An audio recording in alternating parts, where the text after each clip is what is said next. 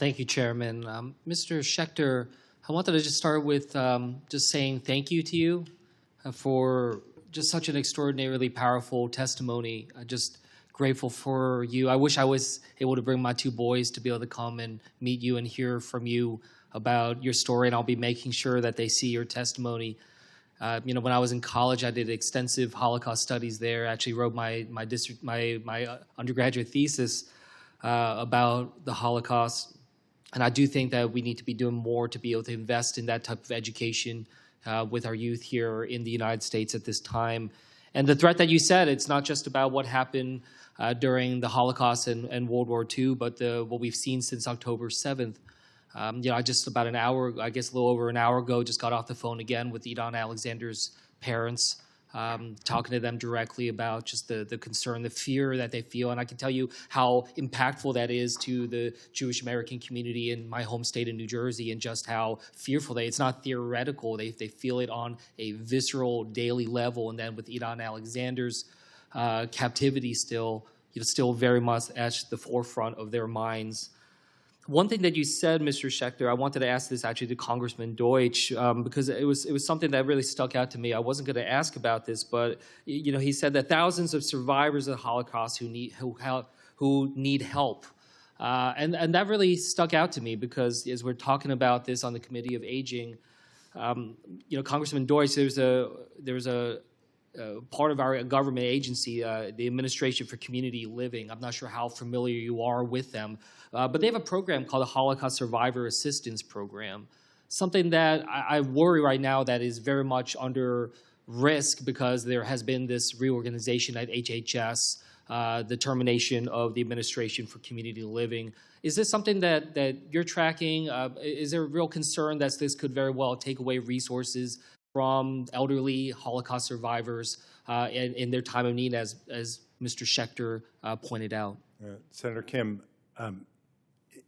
yes, we're tracking it very closely. But I can't let the moment pass to express appreciation, not just for your advocacy for the Alexander family, but for speaking about it here. The number of people have stopped me on my way in, thought that I had some garbage on my jacket. It's a piece of tape that has the number of days now, 572 days that Hamas has held hostages, in 59 hostages, including Americans, including Idon Alexander. Everyone like you, Chairman Scott, has been a hero on this issue. Your voices in speaking out makes their stories real for everyone and keeps up the pressure to help bring them home. I wanted to thank you for that. And yes, David's right. The Holocaust Survivor Assistance Program is a critically important program. And are we tracking? Yes. And all of our advocacy around this issue is very straightforward. This is a program that takes care of those whose needs are great and whose histories demand that we be there for them so that we can help them live out their lives in dignity.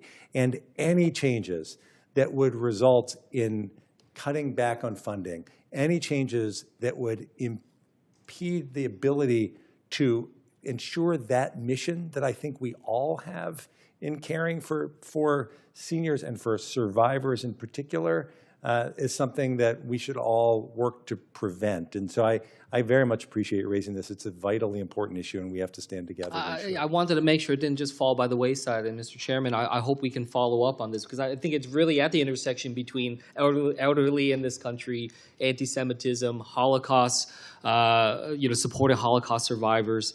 Congressman, it was already talked about the nonprofit security grant program. I'm on the Homeland Security Committee. I'm doing everything I can to be able to protect that as there's conversations about abolishing FEMA. I worry about the future of this. Yes, we want to preserve it. We want to increase the funds. But one thing I also hear is that, from the synagogues, the temples that I talk to, it's not just one-off security that they need. This is not just something where, they can have a capital project, increase security one year.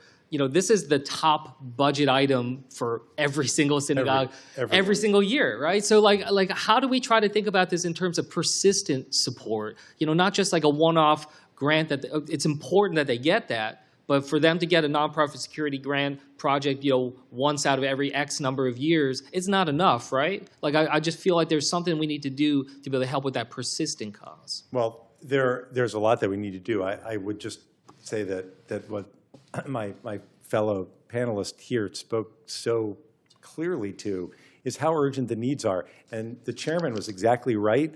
Senator Kim, for those of us, all of us on this panel, for people who care about these issues and focus on them like the chairman and like you do, we know, Senator Alston-Brooks, we know that the challenges are enormous. But when you take a step back, as the chairman said, it's not normal that every Jewish institution in America, every single one, worries about the physical safety of the people who come through their doors, kids, seniors, people coming to synagogue to pray. That isn't normal. So yes, we have to focus on funding, but it's ultimately the reason why this whole hearing is so important, why the fight against anti-Semitism needs to be waged by everyone across government and speak up. Everybody's got to speak up. Everyone has to speak up. Everybody. Chairman Scott, when there can be zero tolerance for anti-Semitism, when you hear something from, in your case, from a constituent, when we hear something from a neighbor, when we know something is said that isn't wrong, that isn't right, that it's based in anti-Semitic tropes, that it's meant to stir up anti-Semitism, we all have an obligation to call it out just as we would against any other kind of hatred, because anti-Semitism never stops with the Jews, not in America, not in any country throughout history. Yeah. It's just the beginning.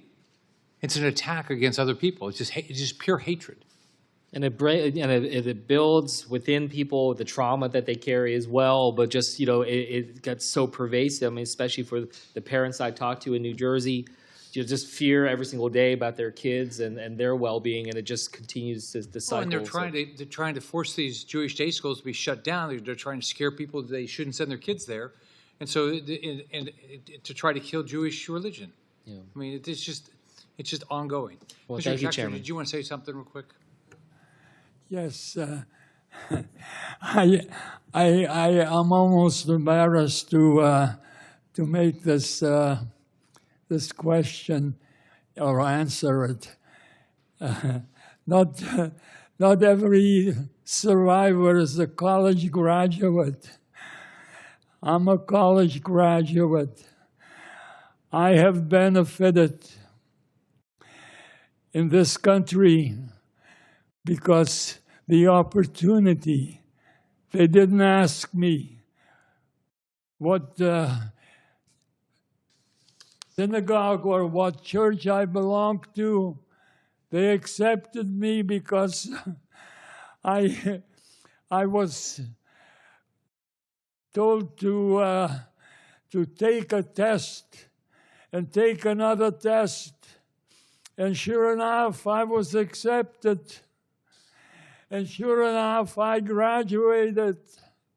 And sure enough, I did that when this thing called the high-tech world became here in America like no other place on earth. And I was in that place called America. And I was given a job because my graduation was in the field of high tech. And high tech was the world. And I was there, and I, God Almighty, was so lucky. Thank you. Senator Kim, did you have anything else? No, thank you, Chairman. I appreciate it. Thank you for pulling this hearing together.